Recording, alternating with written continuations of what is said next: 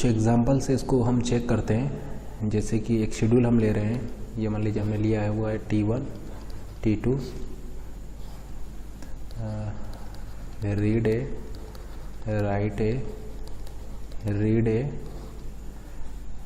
Then read B, write B and read B. अब ये आपका जो शेड्यूल है ये एक CSS है, ये एक कॉन्फ्लिक्ट सीरियलाइजेबल शेड्यूल है, क्योंकि आपका एक कॉन्फ्लिक्ट सीरियलाइजेबल शेड्यूल है। और इसके इक्विवेलेंट सीरियल शेड्यूल क्या हो जाएगा, इसके इक्विवेलेंट सीरियल शेड्यूल हो जाएगा T1 एरो T2, ठीक है ना। जैसे कि आपको हम ऑलरेडी ये एग्जांपल पहले एक्सप्लेन कर चुके हैं। देखिए यहाँ पर क्या होगा, ये आपने रीड किया, फिर राइट किया, फिर बी को रीड किया, फिर बी को राइट किया, एंड फिर आपने यहाँ पर ए को रीड किया, एंड फिर आपने यहाँ पर बी को रीड किया। तो देखिए ये एक दूसरे के व्यू इक्विवेलेंट है और ये एक कॉन्फ्लिक्ट सीरियलाइजेबल शेड्यूल भी है, ठीक है ना। देखिए एक दूसरे के ये कॉन्फ्लिक्ट इक्विवेलेंट भी है। तो आप जरा चेक कीजिए, ये अगर ये शेड्यूल एक CSS है तो फिर ये शेड्यूल एक VSS भी होगा, या आप ऐसा बोल सकते हैं कि ये शेड्यूल एक सीरियलाइजेबल शेड्यूल होगा। अब चूंकि ये एक कॉन्फ्लिक्ट सीरियलाइजेबल शेड्यूल है तो आपका ये शेड्यूल एक सीरियलाइजेबल शेड्यूल भी होगा, या ये शेड्यूल एक VSS भी होगा। यानी ये दोनों शेड्यूल एक दूसरे के व्यू इक्विवेलेंट होंगे। जैसे कि आप चेक कर सकते हैं, इनिशियल रीड दोनों की सेम है, इनिशियल रीड दोनों की सेम है। जैसे कि देखिए यहाँ पर इनिशियल रीड ये है और देखिए यहाँ पर इनिशियल रीड ये है, यानी दोनों के इनिशियल रीड क्या है, आपका सेम है। देखिए WR पेयर आपके सेम है। जैसे यहाँ पर देखिए WR पेयर है तो यहाँ पर देखिए आपका ये WR पेयर होगा। डिपेंडेंट की बात करना है, इंडिपेंडेंट नहीं लेना है। यानी ये देखिए ये किस वैल्यू को रीड कर रहा है, ये उस वैल्यू को रीड कर रहा है जिसको इसने राइट किया है। देखिए यहाँ पर भी यही हो रहा है, ये भी उसी वैल्यू को रीड कर रहा है जिसको इसने राइट किया है। यानी दोनों में आपका WR पेयर जो है वो सेम है, नियरेस्ट WR पेयर सेम है, ठीक है ना। इसको नहीं लेना, ये इंडिपेंडेंट है, डिपेंडेंट वाले की बात कर रहे हैं हम। तो देखिए ये किसको रीड कर रहा है, जिसको ये राइट कर रहा है, ये भी किसको रीड कर रहा है, जिसको ये राइट कर रहा है। तो WR भी सेम है यहाँ पर। देखिए इस एक और पेयर है आपका, एक और WR पेयर है। देखिए यहाँ पर ये किसको रीड कर रहा है, जिसको ये राइट कर रहा है। इसको भी यहाँ पर आप चेक कर सकते हैं। देखिए ये भी उसी को रीड कर रहा है जिसको ये राइट कर रहा है, यानी WR पेयर वाली कंडीशन भी यहाँ पर सेटिस्फाई कर रही है। थर्ड कंडीशन हमने आपको बताया था कि फाइनल अपडेट आपका सेम होना चाहिए। तो देखिए A को फाइनल अपडेट कौन कर रहा है, A को फाइनल अपडेट कर रहा है T1। तो देखिए इसमें भी A को फाइनल अपडेट कौन कर रहा है, A को फाइनल अपडेट कर रहा है T1। B की बात करें, B को फाइनल अपडेट कौन कर रहा है, B को फाइनल अपडेट कर रहा है T1। तो देखिए इसमें भी B को फाइनल अपडेट कौन कर रहा है, B को फाइनल अपडेट कर रहा है T1। यानी इन दोनों शेड्यूल्स में वो तीनों कंडीशंस आपका सेटिस्फाई कर रही है। तो हम ऐसा बोल सकते हैं कि ये एक दूसरे के कॉन्फ्लिक्ट इक्विवेलेंट भी होंगे और एक दूसरे के व्यू इक्विवेलेंट भी होंगे। अब चूंकि ये जो कॉन्फ्लिक्ट इक्विवेलेंट या व्यू इक्विवेलेंट एक सीरियल शेड्यूल है, इसलिए ये कॉन्फ्लिक्ट सीरियलाइजेबल शेड्यूल हो जाएगा, या एक ये VSS हो जाएगा। इसीलिए हमने बोला था कि अगर कोई CSS की कंडीशन को सेटिस्फाई कर रहा है तो डेफिनेटली वो VSS की कंडीशन को भी सेटिस्फाई करेगा। इसका मतलब every CSS is also a VSS। लेकिन ऐसा हो सकता है कि एक शेड्यूल VSS की कंडीशन को तो सेटिस्फाई करे लेकिन CSS की कंडीशन को फेल कर जाए, यानी वो शेड्यूल आपका व्यू सीरियलाइजेबल तो हो लेकिन वो शेड्यूल कॉन्फ्लिक्ट सीरियलाइजेबल मैक्सिमम कितने CSS हो सकते हैं या मैक्सिमम कितने VSS हो सकते हैं। जैसे कि एग्जांपल लेते हैं, मान लीजिए T1 T2 T3 ये एक शेड्यूल है। शेड्यूल देखिए कुछ इस टाइप से है, पहले ये रीड कर रहा है, फिर ये रीड कर रहा है, एंड फिर मान लीजिए आपका ये रीड कर रहा है। तो जैसे कि आप जानते हैं कि यहाँ पर फैक्टोरियल 3 यानी टोटल 6 शेड्यूल यहाँ पर हो सकते हैं, ठीक है ना। फर्स्ट शेड्यूल हो जाएगा T1 T2 T3, total 6 serial schedule यहाँ पर हो सकते हैं। T1 T2 T3 के टोटल 6 यहाँ पर सीरियल शेड्यूल हो सकते हैं। पहला तो यही है। दूसरा ये हो सकता है कि पहले T2 हो, फिर T1 हो और फिर आपका T3 हो, यानी पहले T2 हो, फिर T1 हो एंड फिर लास्ट में आपका T3 हो। तो हम ऑलरेडी आपको बता चुके हैं 6 कॉम्बिनेशन हो सकते हैं इसके, या ऐसा भी हो सकता है कि पहले आपका T3 हो, फिर आपका T2 हो, और सॉरी ये T2 हो जाएगा, फिर ये T3 हो जाएगा। यानी पहले आपका T3 हो, फिर आपका T2 हो एंड सबसे लास्ट में आपका T1 हो। तो टोटल यहाँ पर कितने कॉम्बिनेशन बन सकते हैं, टोटल 6 कॉम्बिनेशन बन सकते हैं। तो जैसा कि आप चेक कर सकते हैं ये सारे के सारे कॉम्बिनेशन एक दूसरे के कॉन्फ्लिक्ट इक्विवेलेंट भी होंगे और एक दूसरे के व्यू इक्विवेलेंट भी होंगे। ये कॉन्फ्लिक्ट इक्विवेलेंट क्यों होंगे, क्योंकि प्रेसिडेंस ग्राफ सभी का सेम है। व्यू इक्विवेलेंट क्यों होंगे, क्योंकि ये व्यू इक्विवेलेंट वाली वो तीनों कंडीशंस को फेल नहीं कर रहे हैं। इसका मतलब इस केस में इस शेड्यूल के कितने CSS हो जाएंगे, इस शेड्यूल के 6 CSS हो जाएंगे और 6 ही VSS हो जाएंगे। यानी ये जो शेड्यूल है इस शेड्यूल के आपके 6 CSS होंगे और 6 ही इसके VSS होंगे, ठीक है ना। तो ये जो शेड्यूल हमने लिखा है इस शेड्यूल के आपके टोटल 6 CSS होंगे और 6 ही आपके VSS होंगे। तो ये मैक्सिमम CSS हो सकते हैं या मैक्सिमम VSS हो सकते हैं। एक शेड्यूल हम लिख रहे हैं, आपको चेक करना है कि whether a given schedule is a view serializable schedule और नॉट। शेड्यूल क्या है, मान लीजिए पहले आपका R2A, ये मान लीजिए आपका एक शेड्यूल है। अब इसको हम चेक करने जा रहे हैं व्यू सीरियलाइजेबल शेड्यूल के लिए, एंड फिर इसने राइट कर लिया है B को, तो फिर इसने राइट कर लिया है B को। ये आपका एक शेड्यूल है। हमें चेक करना है कि ये शेड्यूल आपका सीरियलाइजेबल है या नहीं है, और उसके लिए हम यहाँ पर व्यू सीरियलाइजेबल की कंडीशन को चेक कर रहे हैं। तो सबसे पहले हम यहाँ पर फाइनल अपडेट को चेक करते हैं। हम यहाँ पर चेक करने जा रहे हैं फाइनल अपडेट को चेक करते हैं। अब यहाँ पर आपके पास कितने डेटा आइटम हैं, 2 डेटा आइटम है, एक डेटा आइटम A और डेटा आइटम B। तो देखिए डेटा आइटम A पर राइट किसने किया है, फाइनल अपडेट की बात कर रहे हैं, तो डेटा आइटम A को राइट किसने किया है, तो डेटा आइटम A को T2 ने राइट किया है और डेटा आइटम A को T3 ने राइट किया है, यानी T1 और T3 दोनों ने इसको राइट किया है। तो डेटा आइटम A को T2 ने भी राइट किया है और T3 ने भी राइट किया है। लेकिन फाइनली किसने राइट किया है, तो आप देख सकते हैं कि डेटा आइटम A को फाइनल अपडेट या फाइनली आपका T3 ने राइट किया है। तो फाइनल देखिए इन दोनों ने A को राइट किया है, दोनों ने राइट किया है A को, लेकिन फाइनली राइट किया है T3 ने, फाइनली अपडेट किया है डेटा आइटम A को T3 ने। तो इसका मतलब क्या है, यहाँ से क्या पता लग रहा है, यहाँ से ये पता लग रहा है कि पहले T2 होगा एंड फिर आपका T3 होगा, यानी पहले T2 होगा फिर आपका T3 होगा, तभी ऐसा हो पाएगा कि डेटा आइटम A को T3 फाइनली अपडेट कर पाए। यानी पहले T2 होगा फिर T3 होगा, क्योंकि T2 भी राइट कर रहा है और T3 भी राइट कर रहा है, ये भी राइट कर रहा है A को, ये भी राइट कर रहा है A को। फाइनली किसने राइट किया है, T3 ने। तो ऐसा कब हो पाएगा, ऐसा तब हो पाएगा जब पहले T2 हो और फिर T3 हो, ताकि फाइनली राइट T3 ही उसको कर पाए, फाइनल अपडेट उसमें सेम हो पाए। तो फाइनल अपडेट T3 करेगा A पर, ऐसा होने के लिए पहला T2 होगा और फिर आपका T3 होगा। अब इसी तरीके से B के लिए चेक कीजिए, B पर फाइनल अपडेट किसने किया है, तो देखिए B पर किसने राइट किया है, तो जैसे कि आप देख पा रहे हैं B पर T1 ने भी राइट किया है और B पर आपका T2 ने भी राइट किया है, यानी T1 T2 दोनों ने ही B पर राइट किया है। लेकिन फाइनली किसने राइट किया है, फाइनली राइट किया है T2 ने, यानी फाइनल अपडेट T2 ने किया है। ऐसा कब हो पाएगा, ऐसा तब हो पाएगा जब पहले T1 हो और फिर T2 हो। इन दोनों कंडीशंस को अगर आप मिक्स कर दें, इन दोनों कंडीशन को आप मिक्स कर दें, तो यहाँ से कंक्लूजन ये निकल के आता है कि पहले T1 होगा फिर T2 होगा फिर T3 होगा।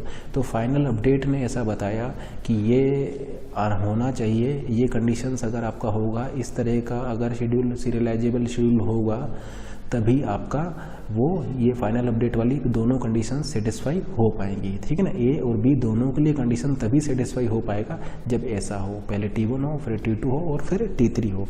तो ये रिजल्ट हमने निकाला है, क्योंकि देखिए T1 भी राइट कर रहा है, T2 भी राइट कर रहा है, लेकिन फाइनली राइट कर रहा है T2। तो ऐसा कब हो पाएगा, जब पहले T1 हो और फिर उसके बाद आपका T2 हो। तो ये हमने फाइनल अपडेट वाली कंडीशन को चेक किया। अब नेक्स्ट कंडीशन चेक कर रहे हैं हम, इनिशियल रीड वाली कंडीशन को चेक कर रहे हैं।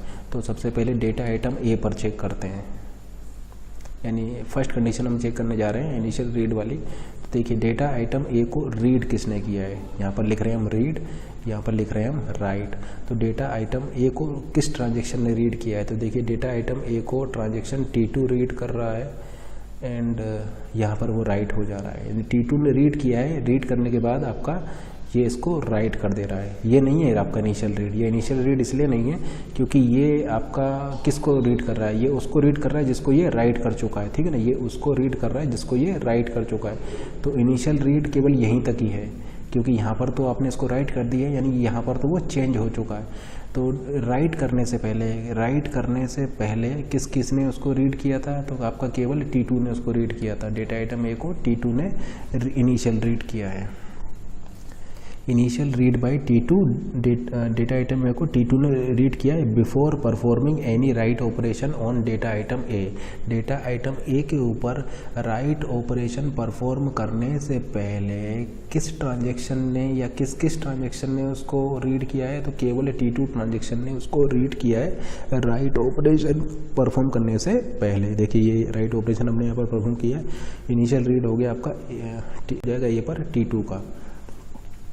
अब देखिए ए को राइट किसने किया है, तो देखिए ए को T2 ने भी राइट किया है, ए को T2 ने भी राइट किया है और ए को T3 ने भी राइट किया है। यानी आप ऐसा बोल सकते हैं कि डेटा आइटम ए को T2 ने भी राइट किया है और T3 ने भी राइट किया है। तो यहाँ से क्या कंडीशन आपको निकल के आ रहा है, यहाँ से कंडीशन ये निकल के आ रहा है कि पहले आपको T2 करना होगा एंड देन आपको T3 करना होगा। यानी पहले आपको T2 को एग्जीक्यूट करना होगा, देन आप T3 को एग्जीक्यूट करेंगे। क्यों ऐसा क्यों हम बोल सकते हैं, ऐसा हम देखिए इसलिए बोल सकते हैं क्योंकि T2 ने उसको रीड किया है और राइट किया है इन दोनों ने। तो अगर पहले आपका T3 हो जाता है और फिर T2 होता है तो T2 किसको रीड करेगा, T2 उसको रीड करेगा जिसको T3 राइट करेगा। क्योंकि राइट कौन कर रहा है, राइट T2 भी कर रहा है, राइट T3 भी कर रहा है, दोनों राइट कर रहे हैं। लेकिन राइट करने से पहले T2 ने उसको रीड कर लिया है, यानी इनिशियल रीड है आपका डेटाबेस से। तो वो आपका तभी हो पाएगा जब पहले T2 हो और फिर उसके बाद आपका T3 हो।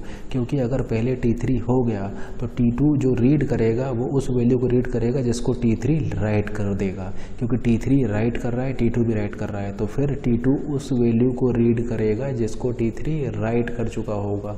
अगर आप T3 को पहले कर देंगे तो इनिशियल रीड वहाँ पर चेंज हो जाएगी। तो इनिशियल रीड आपका सेम कब रहेगा, वो सेम तब रहेगा जब पहले T2 हो। पहले T2 होगा तो वो इनिशियल रीड या इनिशियल डेटाबेस को पहले से कर चुका होगा एंड इनिशियल रीड होने के बाद फिर चूंकि T3 बाद में हो रहा है तो फिर उसको वो अपडेट कर देगा। तो फिर हमारा उस केस में इनिशियल रीड जो है वो सेम ही रहेगा।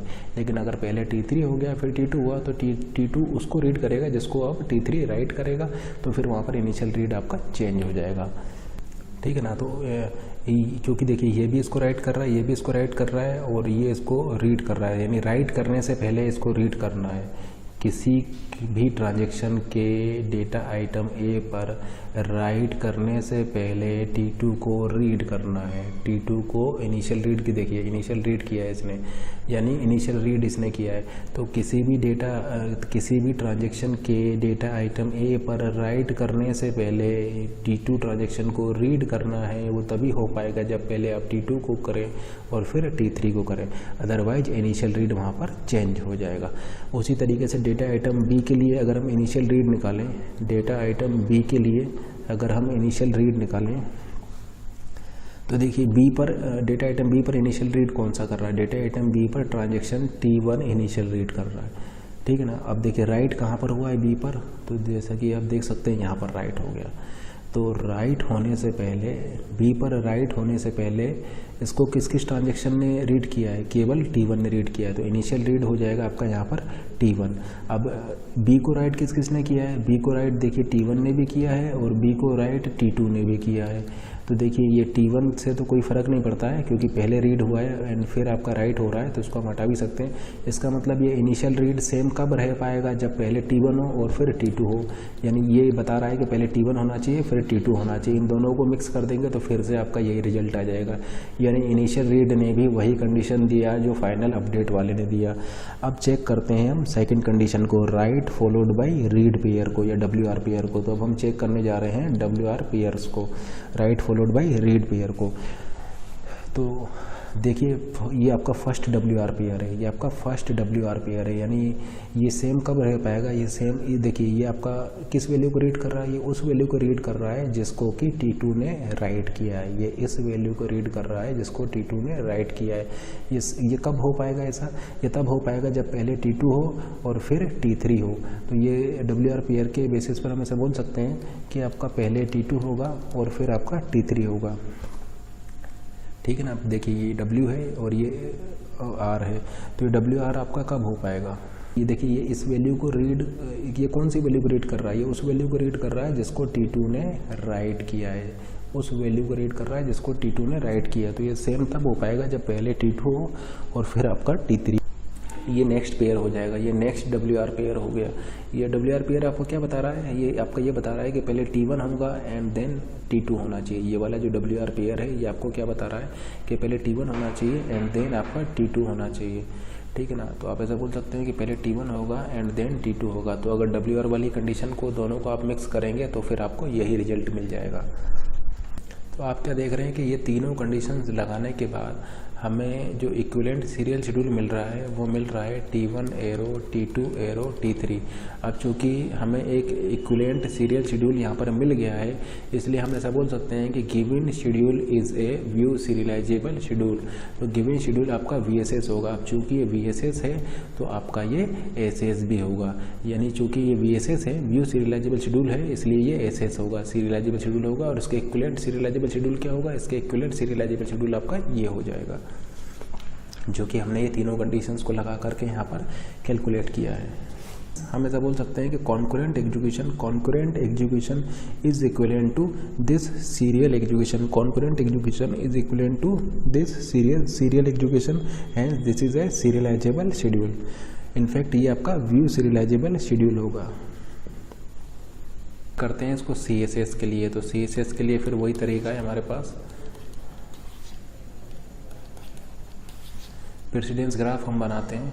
तो यहाँ पर कुछ नहीं होगा, देखिए ये इसने रीड किया है A पर, तो देखिए A पर रीड किया, A पर राइट किया है, T2 T3 रीड किया है, राइट किया है, T2 T3। तो T2 T3 हो जाएगा आपका T2 T3। इसको देखते हैं A पर, यहाँ पर कुछ नहीं होगा। इसने B पर रीड किया है, B पर देखिए राइट किसने किया है, B पर राइट किया है T2 ने, यानी आप ऐसा बोल सकते हैं कि ये हो जाएगा, ठीक है ना, T1 to T2 हो जाएगा, T1 to T2 हो जाएगा। तो T1 to T2 हो गया आपका। फिर इसको देखते हैं, इसने राइट किया है और इसने रीड किया है, तो T2 to T3 हो जाएगा, जो कि हम पहले ही कवर कर चुके हैं। ये भी हो जाएगा जिसको भी हम पहले कवर कर चुके हैं, यहाँ से पॉसिबल नहीं है। अब इसको देखें तो ये हो नहीं सकता और ये भी नहीं हो सकता। इसको देखें